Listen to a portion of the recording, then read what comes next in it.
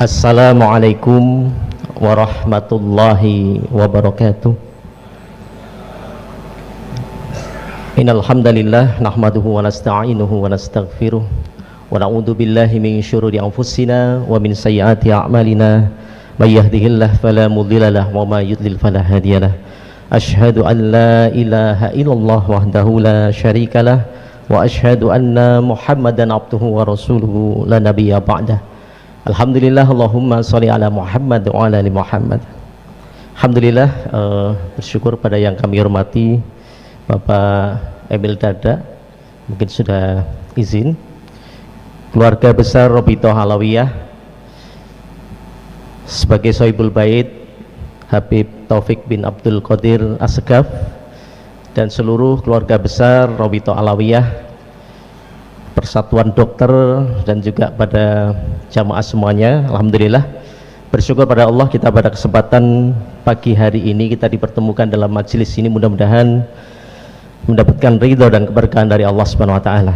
Amin ya rabbal alamin. Salawat serta salam semoga senantiasa tercurah pada junjungan kita Nabi besar Muhammad sallallahu alaihi wasallam, pada sanak keluarga, para sahabat dan para pengikutnya. Sebelum kami menyampaikan presentasi, mungkin bisa ditampilkan dulu video pendek untuk mungkin yang sudah pernah rawuh ke Jogarian sudah tahu seperti apa, mungkin yang belum bisa ada sedikit gambaran. Ada video pendek aktivitas Ramadan dan juga mungkin Hari Raya Kurban yang terakhir kemarin ya. Mungkin bisa diputarkan dulu.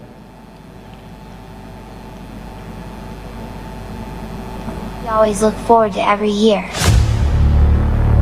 Guests we miss with the serene atmosphere that comes with their presence. The guest is called the month of Ramadan, a holy month full of victory and blessings.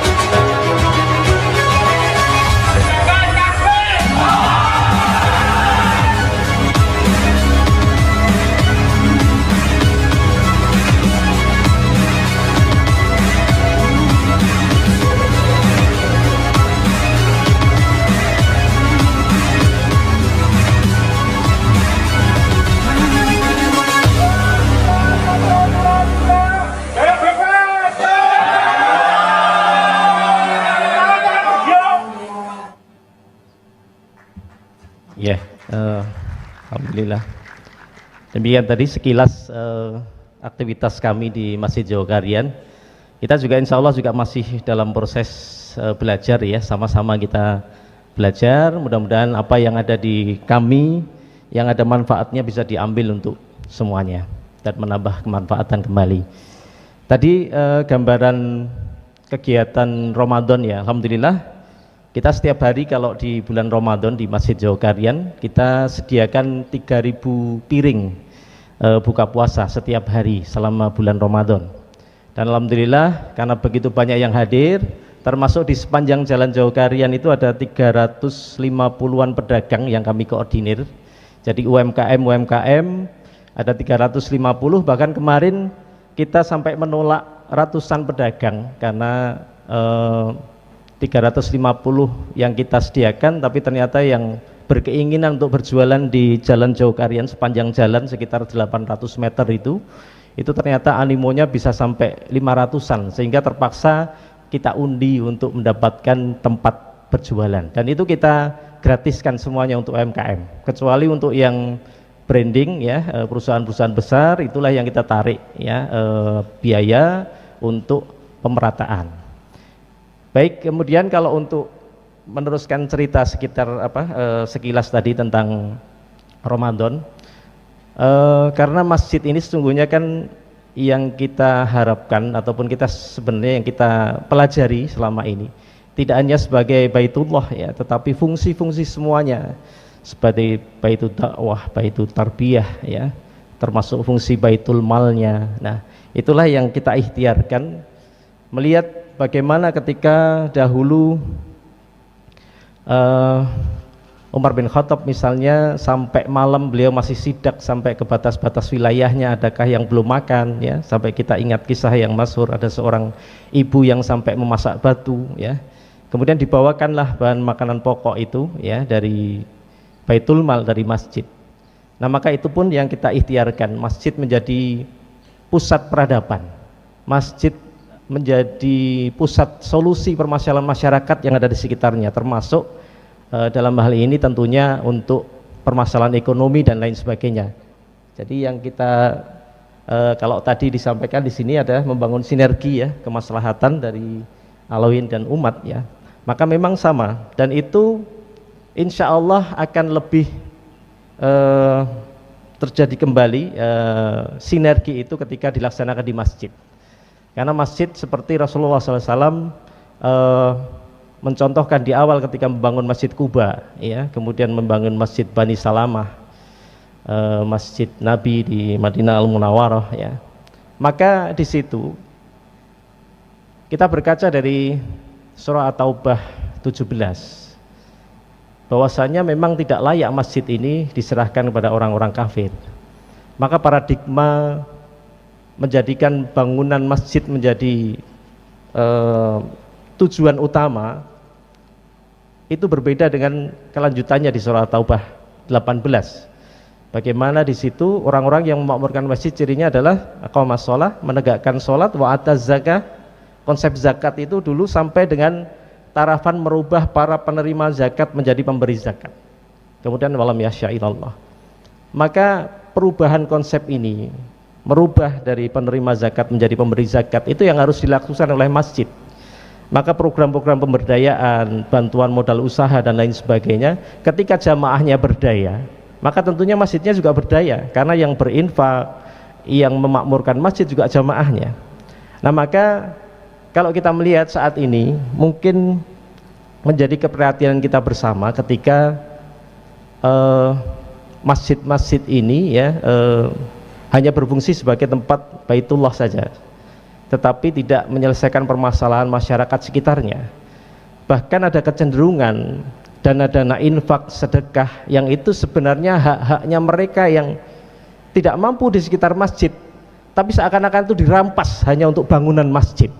Mereka nggak butuh masjidnya megah, menaranya tinggi menjulang, tetapi mereka butuh kebutuhannya tercukupi. Nah, maka itu yang harus kita ikhtiarkan bersama, bagaimana masjid ini. Maka kalau kita melihat pada awal-awal dulu, masjid-masjid itu bangunan yang sederhana, walaupun fungsinya bisa ditingkatkan secara maksimal, tetapi lebih ke fungsi membina jamaahnya.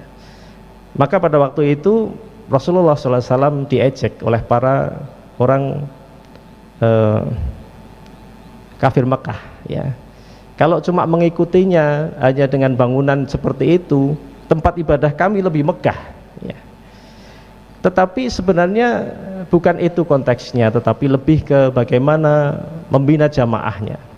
Maka kalau kita berkaca ya, di Jogja ada sebuah bangunan ibadah yang begitu besar, yaitu Candi Borobudur ya. Wangsa Sailendra itu 90 tahun lebih membangun bangunan itu, tetapi tidak membina masyarakat di sekitarnya. Maka ketika para ulama membina dengan pengairan, dengan irigasi, membina pertaniannya, masyarakat di sekitarnya itu menjadi masyarakat muslim. Sekarang mencari orang-orang Hindu Buddha di sekitar Candi Prambanan Borobudur pun susah ya. Nah, maka seperti itu. Yang dibangun adalah lebih ke bagaimana masyarakatnya mendampingi masjid sebagai pusat untuk berinteraksi. Nah, maka itulah yang kami ikhtiarkan. Maka seluruh aktivitas yang kita lakukan adalah dalam rangka untuk memakmurkan masjid dengan sholat berjamaah. Yang pertama karena apa? Karena itu yang mendatangkan berkahnya Allah. Sudah Nabi Ibrahim alaihissalam ketika di sebuah lembah yang tandus, tidak ada air, tidak ada tumbuhan, ketika sholat ditegakkan menjadi tanah yang paling diberkahi ya. Dan itulah rumah-rumah Allah dimanapun ketika sholat ditegakkan maka menjadi tempat yang paling Allah berkahi insya Allah. Allah sudah janjikan di mana penduduk negeri beriman dan bertakwa maka Allah akan curahkan berkah dari langit dan dari bumi. Nah, ini mungkin yang menjadi introspeksi kita ketika di mana saat ini ketika ada panggilan hayya 'alas shalah ya, ternyata memang masih banyak masjid-masjid, musola-musola yang kosong. Atau inikah yang bisa menjadikan kita kehilangan keberkahan itu? Luar biasa Allah sudah karuniakan negeri kita tercinta Indonesia ini begitu luar biasa dengan kekayaan yang melimpah ruah. Mungkin negeri-negeri Timur Tengah hanya mendapatkan minyak, gas ya, tetapi Indonesia lengkap, emasnya ada, nikelnya ada, tambang minyak, gas, bahkan tambang-tambang yang lain yang tidak ada di negeri-negeri yang lain di Indonesia lengkap. Tetapi kita kenapa masih belum mendapatkan keberkahannya? Kenapa belum jadi rezeki kita? Nah, inilah menjadi tanda tanya besar. Maka marilah sama-sama menjadi ikhtiar kami di kampung Jogokarian, kota Jogja, bagaimana kita memenuhi syarat menjemput keberkahan dengan memenuhi syarat-syaratnya. Adalah apa? Ketika masjid-masjid dimakmurkan dengan sholat berjamaah. Nah, ini menjadi PR kita semuanya. Maka seluruh aktivitas yang kita lakukan muaranya dari berbagai macam program adalah bagaimana untuk mengajak sholat berjamaah di masjid. Kemudian pelayanan-pelayanan juga dalam rangka tersebut. Jadi kebutuhan primer ya, sandang, pangan, papan, pendidikan, kesehatan yang primer itu masjid harus bisa memberikan solusi. Maka kami ada ATM beras misalnya untuk kebutuhan yang paling mendasar, beras ya. Kita sekarang ada 400 keluarga yang kita santuni. Jadi satu bulan itu kita keluarkan lebih dari 2 ton untuk keluarga yang tidak mampu. Kebutuhan yang paling mendasar, beras. Kita sudah bagikan kartu ATM-nya, mereka bisa mengambil di masjid. Kemudian kita ada klinik, ada dokternya, ada obatnya. Kita buka sehabis maghrib sampai jam 8 malam. Kemudian kita juga ada pinjaman modal usaha, ada UMKM binaan masjid. Kita ada 156 UMKM ya, ada grupnya, ini grup UMKM Masjid Jogokarian, dan itu termasuk pinjaman modal usaha dan lain sebagainya. Kemudian juga kita dalam pendidikan, karena SDM ini penting sekali. Kadang-kadang menjadi keprihatinan ketika bahkan bisa menjadikan ironi dakwah ya, ketika ada seseorang bapak-bapak yang mungkin dia sholat Jumat sudah datang paling awal, sudah sholat sunnah, kemudian sudah zikir, tadarus di situ. Ketika sholat mulai ditegakkan, kadang-kadang pengurus masjid mengumumkan saldo masjid puluhan, bahkan ada yang ratusan juta. Bapak-bapak ini tadi terbayang di rumah anaknya putus sekolah, mau makan sehari-hari susah dan lain sebagainya. Maka ini menyakitkan pengumuman itu tanpa disadari oleh pengurus. Nah, maka ini yang harus kita rubah. Maka kita juga ada beasiswa. Kalau ada jamaah kita yang punya anak, punya cucu, kemudian punya tunggaan SPP di sekolahnya, dan sementara benar-benar tidak mampu, maka masjid yang membayarkan SPP-nya. Kita juga ada program benah-benah rumah jamaah. Kalau ada rumah jamaah yang tidak layak sehat, ya, kamar mandinya belum dikeramik, kita keramik, ya, ada kamar yang pengap, nggak ada ventilasi, kita bikinkan jendela, ada yang bocor-bocor dan lain-lain, ya. Semuanya insya Allah ada dokumentasinya, karena sekarang ini termasuk peperangan kita adalah perang media, ya. Nah, maka ini menjadi penting, transparansi, ya. Nah, ini yang coba kami ikhtiarkan, ya. Alhamdulillah ketika semakin banyak yang merasakan kemanfaatan masjid, maka akan semakin mudah untuk diajak sholat berjamaah, semakin mudah diajak untuk aktivitas di masjid dan lain sebagainya. Nah, maka dengan ini harapannya ketika banyak hal-hal itu diselesaikan di masjid, maka mohon maaf kita kemarin Masjid Jawa Karan selama pandemi pun tidak bisa tutup, tidak pernah tutup, karena juga kita sampaikan, ya, ketika masjid hanya sebagai tempat sholat saja tidak masalah ditutup, mau sholat dimanapun tidak masalah. Tetapi karena ada orang yang tidak bisa makan datang ke masjid, ada orang yang mau periksa datang ke masjid, ada orang yang mau membayar kontrakan, ya, sudah diusir datang ke masjid dan lain sebagainya, perlu apa, dulu itu kalau waktu COVID itu untuk ini, ya, oksigen datang ke masjid, bahkan kita punya puluhan tabung oksigen yang selama itu kita adakan pelayanan, ya, maka mohon maaf masjid tidak bisa ditutup. Karena apa? Karena mereka semua mau kemana ketika terjadi itu, ya. Nah, maka inilah ketika alhamdulillah pada saat itu justru menjadikan solusi, bahkan kita masjid menjadi pusat ini, ya, harus siap menjadi posko tanggap darurat ketika ada bencana apapun, termasuk bencana gempa Jogja, ya, kemarin COVID pun, ya, kita sediakan 2 shelter untuk putra dan putri, kemudian siapapun yang positif itu disantuni, ya, dari masjid, ya, akomodasinya disediakan, ya. Nah, itulah harapannya masjid menjadi pusat untuk menyelesaikan permasalahan yang ada. Nah, dari semua yang program-program tadi, jangan sampai lupa harus ada link yang itu menghubungkan untuk mengajak sholat. Jadi misalnya ATM beras itu bisanya diambil cuma di waktu sholat jamaah. Jadi kalau di luar waktu sholat itu tidak bisa diambil, kartunya ditempel, ya, cuma bunyi tatit aja, nggak keluar berasnya. Tapi ketika sudah adzan masuk waktu sholat sampai kira-kira setengah jam selesai sholat itu aktif. Supaya apa? Supaya mereka tidak hanya mengambil beras saja, tetapi harus sholat jamaah di masjid. Dan nggak mungkin mereka di waktu sholat mengambil beras saja tanpa sholat, ya. Nah, kemudian klinik buka sehabis maghrib sampai isya, ini juga sehabis maghrib, waktu antara maghrib dan isya ini mepet. Jadi ketika sambil antri, sambil periksa tensi dulu, sambil nunggu panggilan, ya, itu nanti pasti sebagian besar nabrak waktu adzan isya. Maka semuanya sholat jamaah isya, perawatnya, pasiennya, semuanya sholat. Semuanya kita hubungkan dengan sholat. Bahkan yang sudah kita berikan berupa uang, kita bisa lebih tegas lagi. Misalnya yang kita bantu modal usaha, kita kalau di kepengurusan takmir kita ada 30 biro, ya. Salah satu bironya itu adalah biro koordinator jamaah.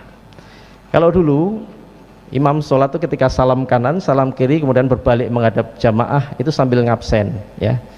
Makanya imam tahu siapa ini yang tidak hadir sholat jamaah. Nah, kita perlu instrumen seperti itu. Kita tiap RT, tiap RW itu ada koordinator jamaah yang dia tahu di wilayahnya ini yang aktif jamaah siapa, yang belum siapa. Nah, termasuk kalau ada info dari Biro Pemberdayaan Ekonomi, ini biro yang meng-ACC kalau ada pengajuan pinjaman modal usaha dari UMKM tadi. Ini datanya diserahkan ke koordinator jamaahnya. Ini misalnya ada Pak Bambang RW 9 dapat bantuan pinjaman modal usaha, kok nggak pernah kelihatan hadir sholat jamaah, bahkan masjid keluarkan surat SP1, ya, ada suratnya, surat peringatan 1, ya. Jadi nggak cuma di kantor saja dapat SP, ya. Dan biasanya kalau sudah dapat SP1 itu sudah semerintil ke masjid istilahnya, ya, karena apa, resikonya berat. Kalau sampai SP3 nanti tidak bisa, itu tadi, kalau yang UMKM tidak bisa jualan di pasar Ramadan, ya, tidak bisa jualan di pasar rakyat. Kalau setiap Sabtu Ahad kita ada pasar rakyat sehabis subuh sampai jam 8 pagi, ya, di sepanjang jalan juga. Nah, kemudian mereka tidak bisa ikut ada ngaji bisnis, ya, dan lain sebagainya, tidak bisa pinjam modal usaha lagi dan lain sebagainya. Termasuk sama yang kita bayarkan SPP-nya, ya buat apa semester depan dibayarkan lagi SPP-nya kalau tidak sholat jamaah di masjid.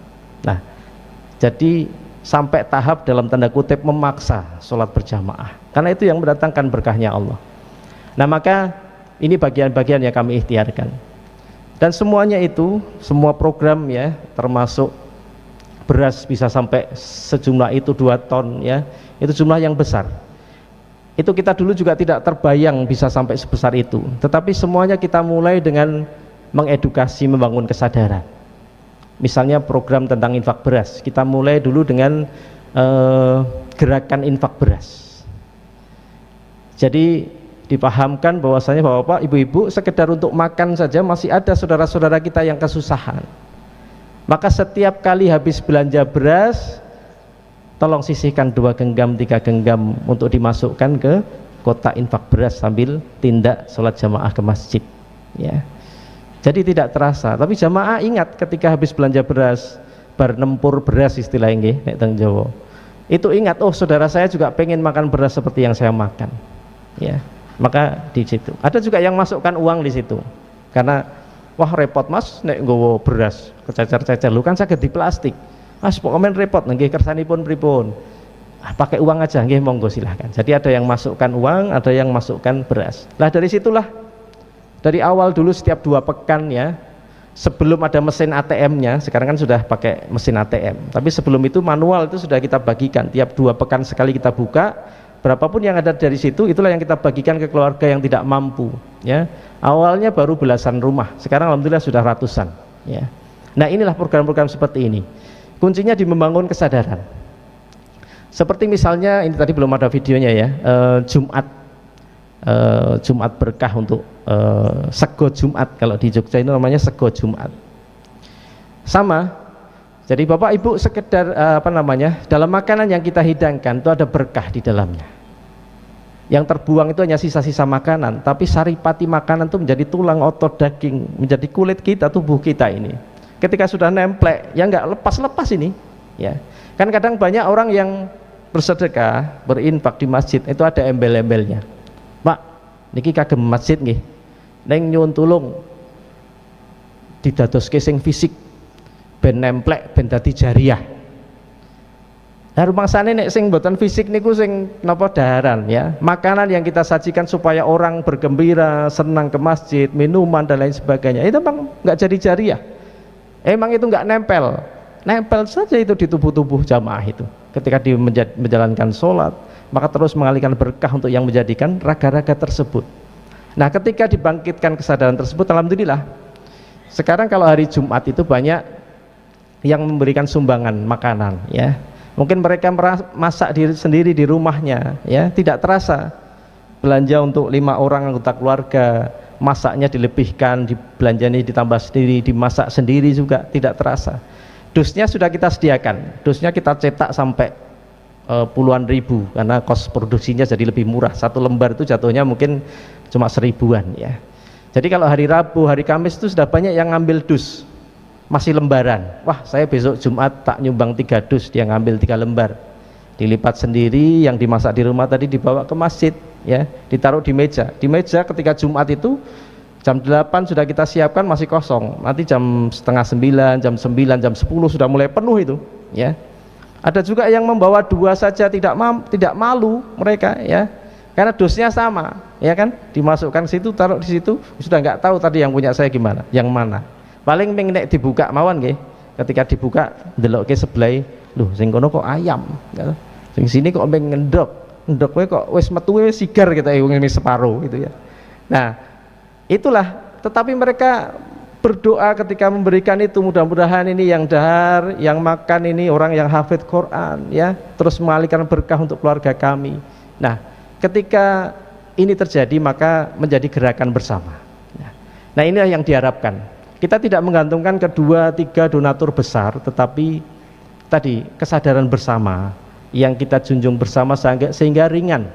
Maka akhirnya ribuan nasi bungkus itu terhidang ya, dan alhamdulillah semakin banyak yang mendapatkan kemanfaatannya. Tetapi kuncinya adalah tadi, jadi di membangun kesadaran yang itu tentunya melalui proses ya. Jadi tidak ada yang instan memang. Kalau Masjid Jogakarian secara bangunan fisiknya mungkin kalau sudah ada yang pernah ke sana ya mungkin biasa saja. Bahkan banyak tamu yang hadir, Mas, niki leres Masjid Jogakarian. Nah pripun? Wah, bayangan kula niku masjid raya megah. Gede ageng ngoten niku. Ya kok ternyata sama dengan masjid di kampung saya. Ya memang masjid kampung ya.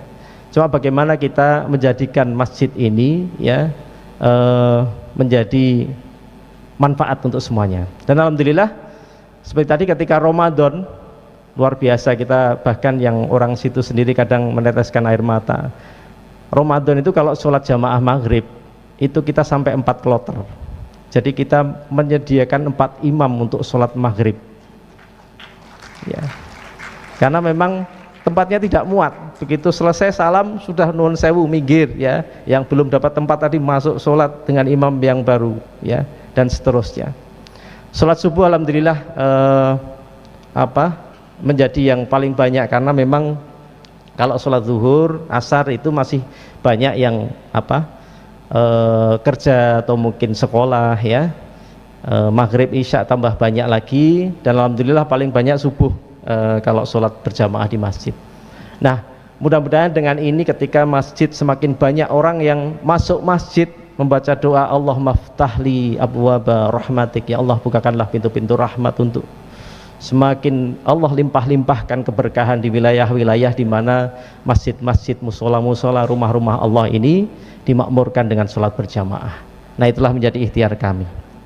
Demikian mungkin kita tidak menggurui atau mengajari, kita juga masih dalam proses belajar ya. Kita mungkin bisa sharing saja ya, kalau masih ada waktu mungkin kita bisa lebih ke dialog ya, biar tidak satu arah, karena kita juga sama-sama belajar. Mungkin ada pengalaman apa dan mungkin ada yang perlu ditanyakan dari apa yang telah kami ikhtiarkan. Monggo tafadhol. Alhamdulillah, kita berikan aplaus dulu untuk Pak Gita Weli. Alhamdulillah banyak sekali manfaat yang bisa kita ambil. Mari kita manfaatkan tatap muka kita ini. Ana buka 3 penanya dulu.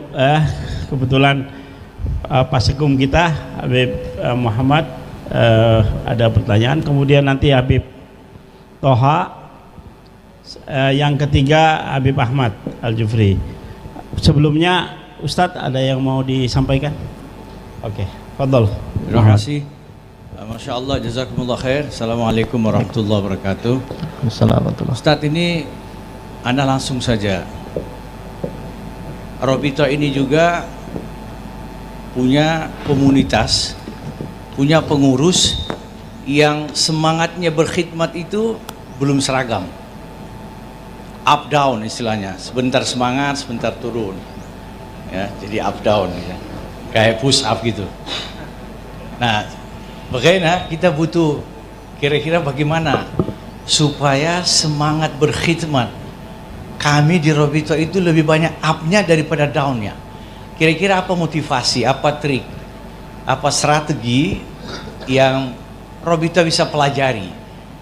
Karena seperti dengan di tempat antum ya, Masya Allah, ada kesamaan. Sini seluruh pengurus ini mulai dari rais kami Ustaz Taufik sampai ke bawah itu tidak berhonor. Istilah Ustaz Taufik, nanti Allah dan Rasulnya yang ganti kita punya.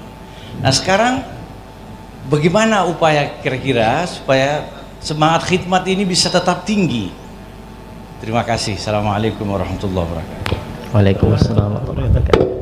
Pak Gita, lebih enak satu langsung atau mau dikumpulkan? Iya langsung saja ya, langsung, biar tidak lupa. Iya, foto-foto. Baik, alhamdulillah. Sebenarnya kalau untuk motivasi Habib-habib kita ini yang bisa lebih memberikan motivasi, ya memang semangat itu kayak Yazid Bayankus, kadang naik kadang turun seperti iman kita. Maka memang termasuk tadi memberikan kesadaran itu tidak hanya dalam hal infak sedekah ya, tetapi tentunya dalam kepengurusan ya ataupun jamaah. Jadi kita membangun kesadaran termasuk pengurusnya, bagaimana sebenarnya dalam dakwah ini siapa paling repot, siapa paling pontang-panting, siapa paling berkeringat, siapa paling capek. Sesungguhnya yang mendapatkan manfaat ya yang melakukan, ya. Walaupun sendirian, tidak ada yang melihat, orang no sing ngalem, tidak ada yang memuji, ya. Tetapi semuanya kan kita yakin dicatat malaikat Allah, sebesar zarah pun tercatat. Dan itulah tabungan kita masing-masing. Maka tentunya ini yang perlu kita perkuat kembali. Maka alhamdulillah ketika visi misi dakwah kemasjidan ini ya, itu alhamdulillah ketika raker ya, mungkin hampir sama ya, ini ada muskernas ya, itu alhamdulillah ada 2 orang yang tunjuk jari, tunjuk tangan atau tunjuk jari ya, Pak, saya itu karena kita ada 29 biro waktu itu ya, tambah 1 saat ini, saya kalau dimasukkan ke biro ini, saya kok bingung Pak mau ngapain ya. Istilah dia itu apa namanya, mati gaya, gaya banget, mati gaya, bingung ngarep ngopo. Boleh nggak saya pindah ke biro yang satunya itu ya, di sana itu namanya bidang atau apa disebutnya biro. Nah artinya kalau sudah sampai seperti ini luar biasa, artinya visi misinya sudah masuk. Nah ini yang perlu kita bangun melalui proses tadi. Karena apa? Ada kerelaan untuk memberikan kontribusi yang terbaik, karena sadar kontribusi itu sebenarnya miliknya sendiri, bukan milik orang lain. Sing arep mengambil sithik ya monggo, silahkan. Yang mau mengambil sebanyak-banyaknya ya monggo, ini kesempatan kita.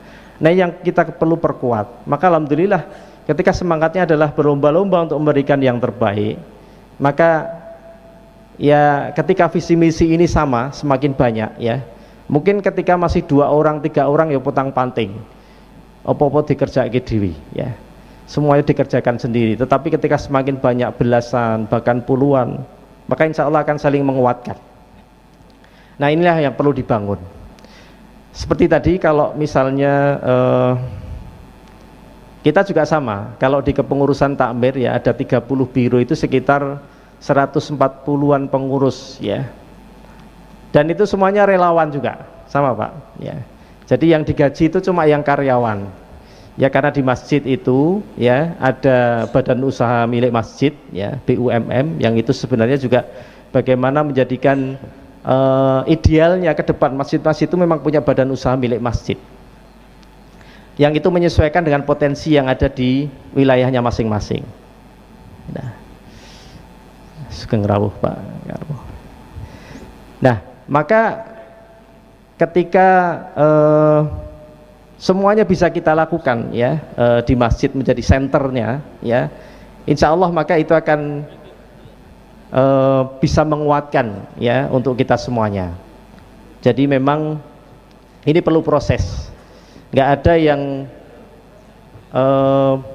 misalnya instan ya, yang instan itu cuma mie instan saja ya, tetapi semuanya insya Allah proses, dan proses inilah yang menjadikan ibadah kita semuanya.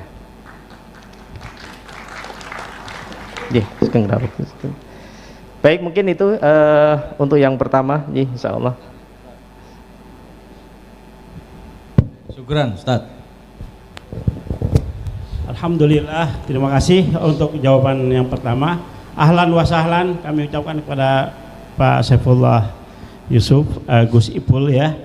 Mudah-mudahan Bapak Wali Kota Pasuruan ya. Insyaallah ini sekarang ini ada pemaparan Pak Gus Ipul dari manajemen Joko Karyan. Jadi kita mau belajar dari Pak Gita Weli untuk peningkatan pemanfaatan masjid.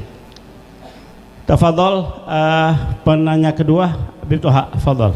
Assalamualaikum warahmatullahi wabarakatuh. Waalaikumsalam. Masya Allah, Masjid Joko Karyan ini merupakan sebuah masjid yang akan menjadi inspiratif buat khususnya pemuda-pemuda. Yang perlu saya tanyakan, apakah sampai saat ini selalu saldo Rp 0? Kedua, apakah ada program pendampingan mungkin dari beberapa sahabat teman-teman pemuda yang ingin mengembangkan dengan konsep Masjid Joko Karyan? Yang ketiga, strategi untuk publishing IT, mungkin ada strategi khusus sehingga cepat dan banyak peminatnya. Terima kasih. Wassalamualaikum. Waalaikumsalam warahmatullahi wabarakatuh. Baik. Mohon maaf Mbak Kathy, saya mau ada pengumuman sebentar. Iya. Bagi yang memiliki mobil nomor N1157XG Agia warna kuning, Agia warna kuning N1157XG, mohon mobilnya dipindahkan karena mengganggu lalu lintas. Sudah ada ya? Oke. Tafadhol, maaf Pak Weli. Ya baik. Jadi tadi hubungannya saya teruskan yang tentang badan usaha milik masjid. Idealnya ke depan masjid-masjid itu mempunyai badan usaha milik masjid yang menyesuaikan dengan potensi yang ada di wilayahnya. Karena kita di Jogja kota wisata, maka kita membuat hotel ya, penginapan di lantai 3 Islamic Center. Jadi di situ kita ada 11 kamar, alhamdulillah selalu penuh ya, karena standar hotel bintang ya, spring bed, AC ya, kamar mandinya air panas dingin ya. Tapi kita cuma murah saja 200.000 per malamnya ya. Penuh terus ya. Kemudian kita ada homestay, kita juga baru mengakuisisi villa di Kaliurang ya. Yang harapannya nanti bisa menambah pemasukan lagi. Nah, dari situlah ketika masjid mempunyai pemasukan ya, maka operasional masjid itu dicukupi oleh usaha-usaha masjid tadi. Maka uang infak sedekah yang masuk lewat kotak-kotak itulah yang segera bisa kita nolkan, segera bisa kita tasarufkan, kita kembalikan ke masyarakat dalam bentuk pelayanan tadi ya. Tetapi secara operasional masjid sudah aman karena di backup oleh usaha-usaha masjid. Nah, inilah yang kita ikhtiarkan sehingga uang-uang infak sedekah ini sepenuhnya dikembalikan semuanya ke masyarakat ya. Tetapi masjid sudah bisa berjalan operasionalnya. Nah, ketika masjid baru menggantungkan dari kotak-kotak infak, ya tentunya nggak bisa dinolkan ya. Harus ganti lampu, ganti keran, bingung dari mana ya. Apalagi ada pengeluaran rutin bulanan untuk listrik, air ya, untuk khotib dan lain-lain. Nah, maka ini sudah harus di pondok-pondok disiapkan. Nah, maka idealnya ke depan seperti itu harapannya. Ketika masjid sudah mandiri ya, dengan badan usaha tadi milik masjid ya, dengan wakaf-wakaf produktifnya ya, maka itu harapannya bisa sepenuhnya nanti masyarakat terpenuhi, terberikan solusi permasalahan-permasalahannya dengan dana-dana yang mereka berikan sendiri ke masjid sebenarnya. Nah, kemudian yang kedua, insya Allah kalau kami juga menerima nanti, silahkan nanti ada hotline ini untuk admin masjid ya. Nanti kalau untuk studi banding ya, kemudian sharing tentang manajemen masjid, silakan nanti bisa koordinasi ke nomor tersebut ya, baik untuk datang ke Jogokarian melihat langsung di sana ataupun dari tim kami yang datang ya, insya Allah nanti bisa dijadwalkan ya, kalau untuk berbagi ya, sharing tentang manajemen masjid. Kemudian yang terakhir tadi apa Pak ya?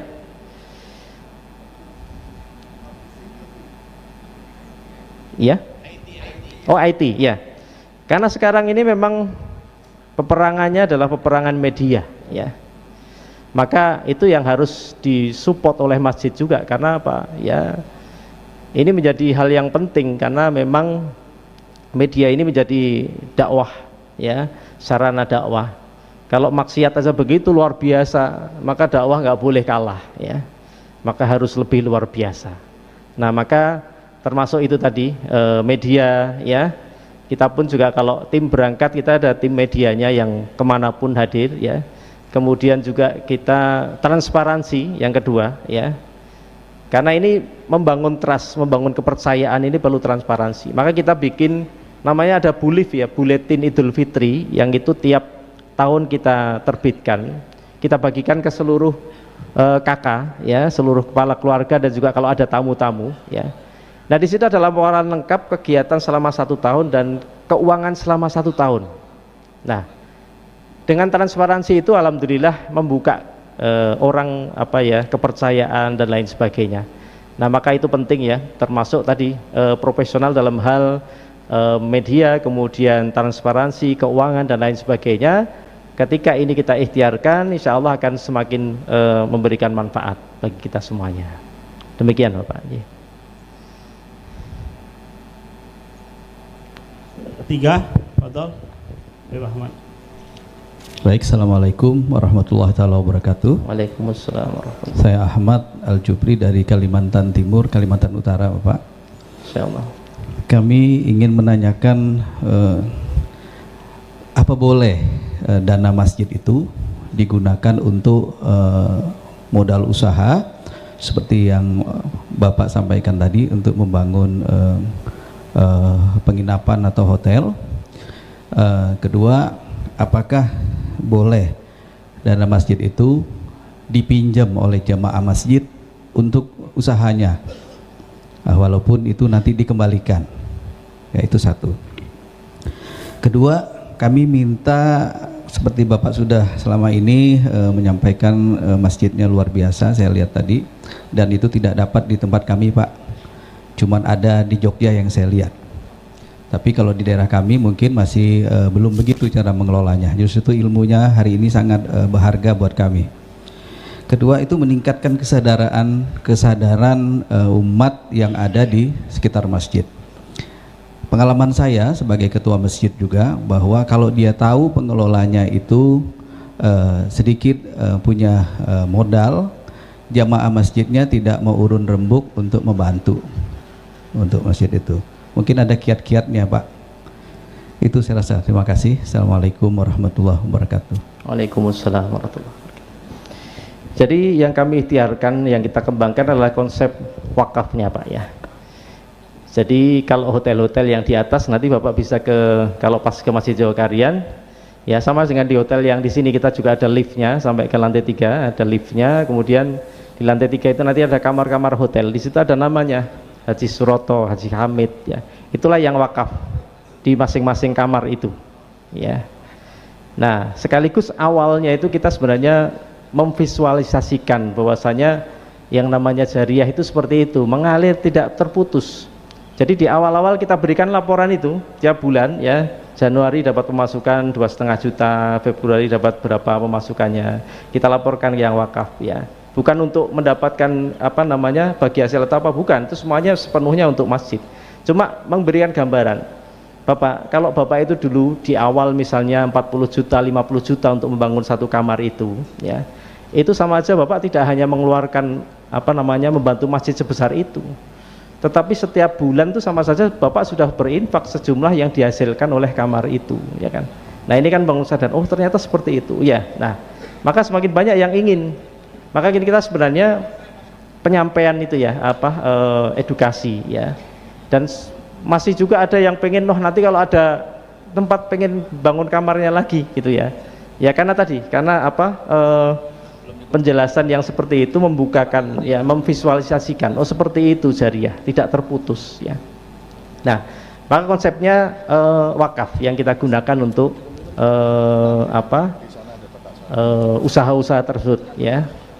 Nah, seperti beberapa lembaga-lembaga besar, ya, termasuk di Masjidil Haram, ya, itu juga wakafnya yang di sekitarnya, ya, diusahakan untuk bangunan hotel dan lain sebagainya, itulah yang untuk operasional Masjidil Haram dan lain sebagainya. Nah, maka ini yang menjadi perlu, ya, sebenarnya kita memisah-misahkan. Karena tadi seperti saya sampaikan di awal, banyak dana-dana infak sedekah yang itu sebenarnya hak-haknya mereka-mereka yang tidak mampu di sekitar masjid, tetapi itu seakan-akan dirampas hanya untuk bangunan. Jadi tidak terselesaikan masalah jamaahnya ini. Mereka cuma melihat masjidnya tambah megah, lampunya kelap-kelip, tetapi masalah di rumahnya tidak selesai. Nah, ini yang harus kita rubah, ya. Karena Islam tidak mengajarkan untuk tidak ada peninggalan masjid-masjid dari zaman dulu, ya, yang sekarang masih ada, bahkan Wali Songo pun tidak ada peninggalan masjid yang besar, ya.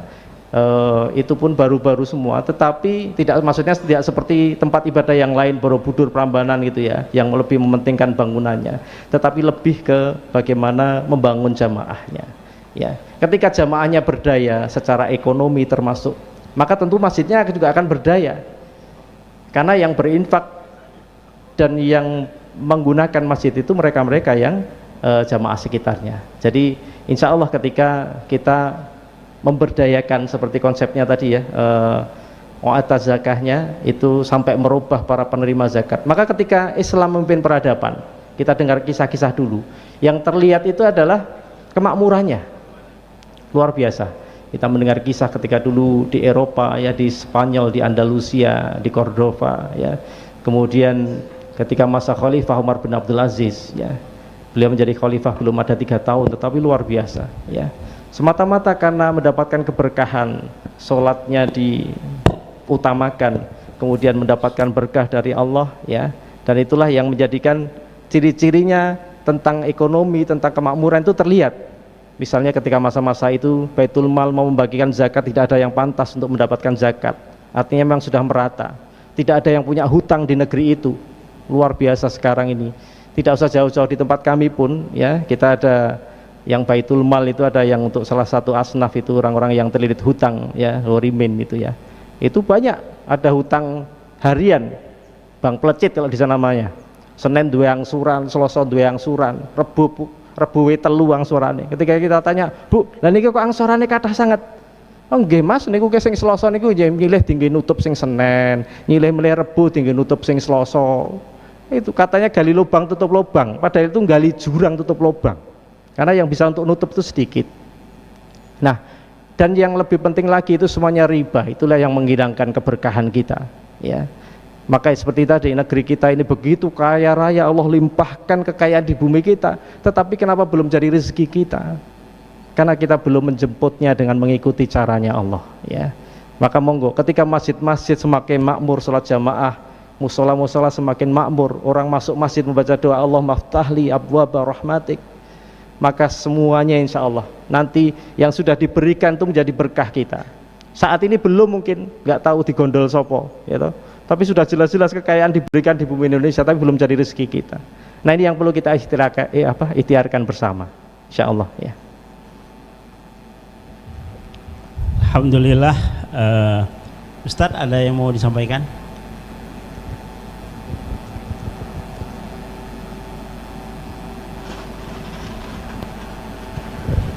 Assalamualaikum warahmatullahi wabarakatuh. Assalamualaikum. Masya Allah, tabarakallah. Ini sebetulnya bekerja dari sedikit kemudian menjadi besar gitu Pak, ya. Seadanya akhirnya semuanya ada. Ini satu gambaran bahwa manusia itu yang penting harus ada usaha, tetapi usaha yang ada tadbir, yang manajemennya bagus, teratur gitu. Cuma yang ingin Al-Faqir tanyakan, apakah tidak mengembangkan ke masjid yang lainnya untuk dibuat masjid seperti Anda, sehingga bukan satu tempat tapi beberapa tempat, mungkin bisa cabang di mana, cabang di mana, cabang di mana, dan itu sangat bermanfaat. Bukan hanya tempat sholat masjid, tetapi adalah tempat untuk peduli kepada yang lainnya. Mungkin itu saran daripada Al-Faqir, atau minimal ditularkan ilmunya kepada masjid-masjid yang lainnya. Ibaratnya dididiklah mereka bagaimana mengoperasikan masjid seperti yang sudah dioperasikan dengan antum semuanya. Mungkin itu dari Al-Faqir. Jazakumullah. Insya Allah untuk ini kita membuka, tapi konsep kita memang memberdayakan. Jadi kita tidak membuat saingan untuk masjid-masjid yang lain, ya, tetapi memang semacam sekolah, lembaga pendidikan kita juga tidak membuat, karena justru di mana di tempat-tempat sekolah itu yang ada jamaah kita yang tidak mampu membayar tadi, itu kita bayarkan SPP-nya, ya. Kita juga dalam hal ini juga lebih peka mencoba kepada jamaah. Usaha-usaha masjid yang kita lakukan juga tidak menjadikan saingan. Misalnya jamaah, kenapa kita tidak membuat toko di Jogokarian, di kampung kami, ya, padahal sebenarnya potensial sekali, tetapi karena kita melihat jamaah kita sudah banyak yang punya warung-warung kelontong, sangat sampai nanti ketika masjid membuat toko justru malah kontraproduktif, karena jamaah bilang, waduh, sejak masjid buka dari tempat saya jadi nggak laku. Nah, jadi kita mencoba untuk apa usaha-usaha itu juga itu pun menyesuaikan dengan kondisi yang ada, dan itu saya yakin juga semuanya bisa. Yang di daerah itu tentunya lebih paham dengan apa yang ada di situ. Ada beberapa masjid yang sudah menjalankan ya tentang usaha masjid tadi. Ada misalnya di desa itu yang mengusahakan air minumnya ya, kemudian dari kemasan galon, botol sampai ke gelas ya, kalau ada hajatan apa di masjid ya, dan itu digunakan untuk operasional masjid ya, dan lain sebagainya, insya Allah. Beberapa kali kami juga sudah, kalau di Jogja itu di Balai Kota ya, itu kita juga ada pelatihan yang diadakan oleh Pemkot ya, kemudian dari Basnas kerjasama. Nah itu mengundang masjid-masjid yang ada di Jogja Utara ya, kemudian di Jogja Tengah, Jogja Selatan, insya Allah sudah berjalan. Nah harapannya tentunya juga seperti itu, kita bisa bersinergi, apapun yang bisa diambil dari kami ya, itu bisa disebarkan, dan kita insya Allah terbuka kapanpun kalau ada yang bersama-sama ingin sharing untuk mengembangkan masjid ya. Saya yakin karena di wilayah-wilayah kan berbeda karakter masyarakatnya, berbeda sosial ekonominya ya, tentunya akan berbeda ketika tidak semua program di tempat kami bisa berjalan di tempat yang lain. Begitu juga sebaliknya, mungkin ada program-program yang bisa di tempat lain bisa, sementara di tempat kami tidak bisa. Nah insya Allah mudah-mudahan silaturahim ini juga kita mendapatkan berkahnya silaturahim ya. Mansarahu absatu rizquhu ayun sa'afi asarihi falyasil rahimahu ya, dibanyakkan rizki, panjangkan umur, kita juga bisa lebih banyak sharing tentang kemasjidan. Alhamdulillah berbahagia sekali kami bisa bersama-sama ke sini ya. Mudah-mudahan ini menjadi silaturahim kita yang tidak hanya sampai saat ini ya, mudah-mudahan sampai terus ya, bisa memberikan kemanfaatan. Demikian, jazakumullah.